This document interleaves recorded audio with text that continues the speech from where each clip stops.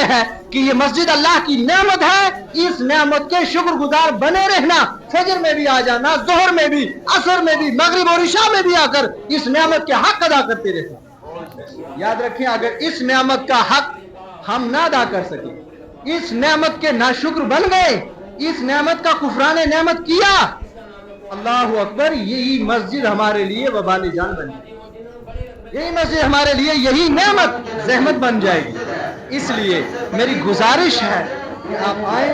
اللہ کا شکر پر ہمارے دلوں سے نکل گئی ہے، ہم مسجد کو نظر انداز کر رہے ہیں، ہم سوچتے ہیں مسجد میں دینے سے کچھ ملتا ہی نہیں ہے۔ بھائی بے شک یہاں ٹائلیں نہیں لگی ہوئی ہیں، یہاں اچھی لائٹ وغیرہ نہیں ہے، لیکن جو مقام، جو مرتبہ اللہ نے اس جگہ کو عطا فرمایا ہے وہ دنیا میں کسی جگہ کے نصیب میں نہیں ہے، وہ دنیا میں کسی مقبرے کے نصیب میں نہیں ہے، کسی مزار کے نصیب میں نہیں ہے۔ ہم مزار کے خلاف نہیں بول رہے ہیں، لیکن اہل سنت والجماعت کا یہ واضح عقیدہ ہے کہ دنیا میں سب سے زیادہ افضل مقام مسجد ہے، سب سے بڑا مقام مسجد ہے، سب سے اونچی جگہ مسجد ہے، کیونکہ اللہ کے نبی صلی اللہ تعالی علیہ وسلم نے ارشاد فرمایا کہ اللہ رب العالمین کو سب سے پیارے مقام جو ہوتے ہیں دنیا میں وہ مسجد ہوتے ہیں، اور سب سے برے مقام جو ہے وہ بازار ہے۔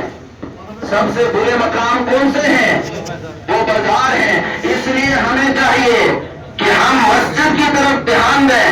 مسجد کا ہم وقت خیال رکھیں، مسجد کے لیے زیادہ پیسہ نکالا کریں، مسجد میں زیادہ تعاون کیا کریں۔ انشاءاللہ تعالیٰ اگر سائیں بابا کے روزے پر دینے سے مرادیں حل ہوتی ہیں، بیماریاں دور ہوتی ہیں، تو یہاں سے بدل کا اولا ہوگی،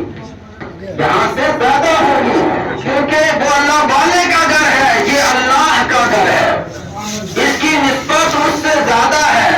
اس کی نسبت اس سے زیادہ ہے، کیونکہ اس کی نسبت اللہ کے ساتھ میں ہے۔ اس لیے ہمیں چاہیے کہ ہم اس مسجد میں اپنا تعاون بھی پیش کریں اور اس مسجد کو اب سجدوں سے آباد بھی رکھیں۔ جی ناظرین، آپ دیکھ رہے ہیں یہ فاطمہ مسجد جو محلہ کنڈیارہ، گاؤں نونا بانڈی کے اندر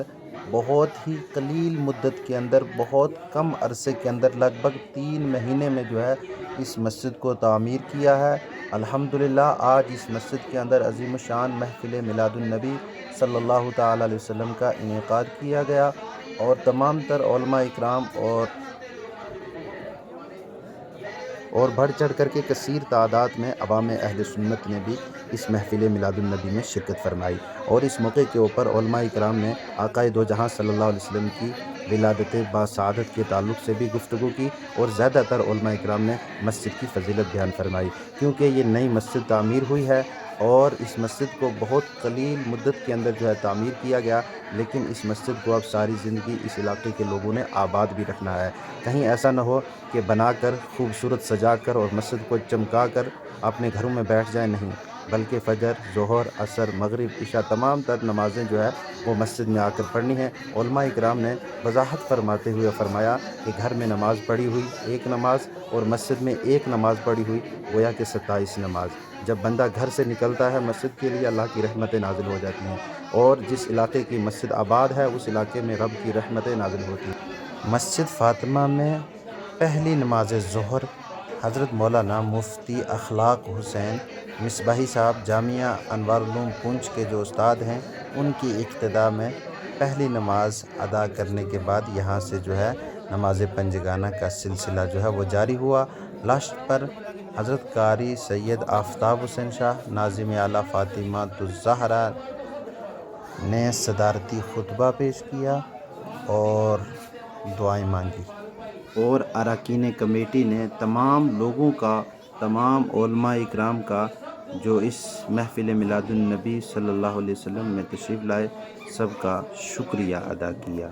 دعا اور صلاۃ السلام پر محفل کا اختتام ہوا۔